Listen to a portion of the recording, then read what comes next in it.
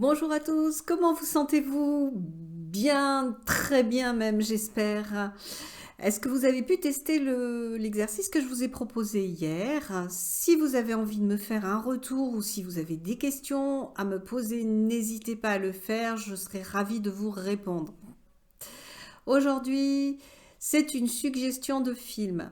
Il s'agit de Oui mais, qui est un film de 2001.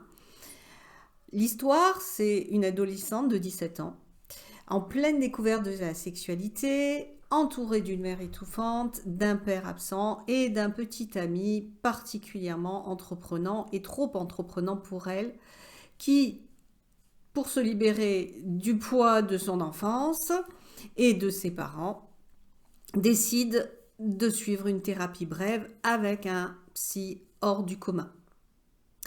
C'est, je trouve, un vrai bon film sur le travail qui peut être fait en thérapie.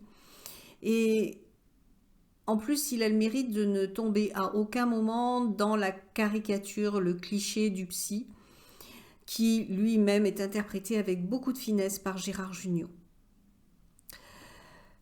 Et en plus, ce film met en lumière tous ces jeux psychologiques auxquels nous jouons tous de manière tout à fait inconsciente.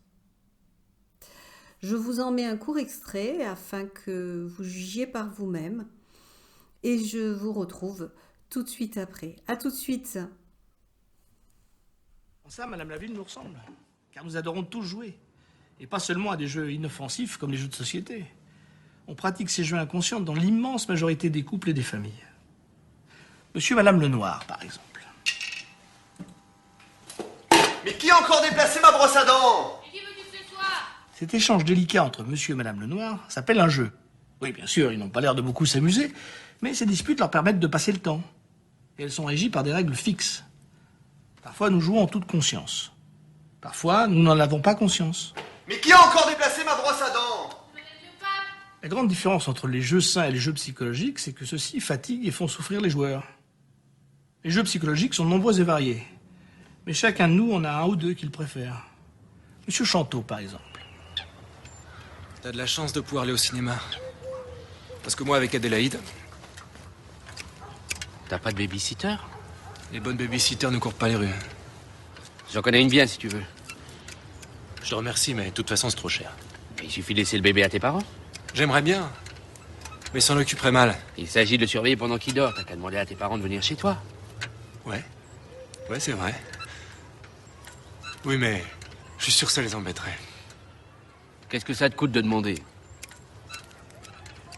Je connais la réponse. Ah bon, si tu préfères pas aller au cinéma... Je te l'ai dit, c'est pas si simple. T'es marrant.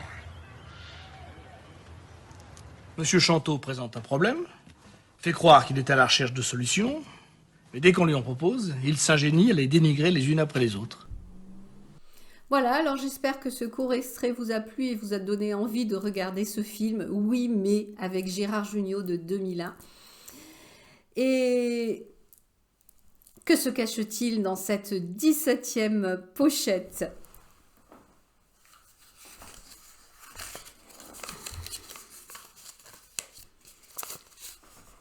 Un oiseau. Je vous invite à noter en commentaire quel oiseau vous auriez envie de rencontrer ou peut-être quel oiseau vous auriez envie d'être. Pourquoi pas?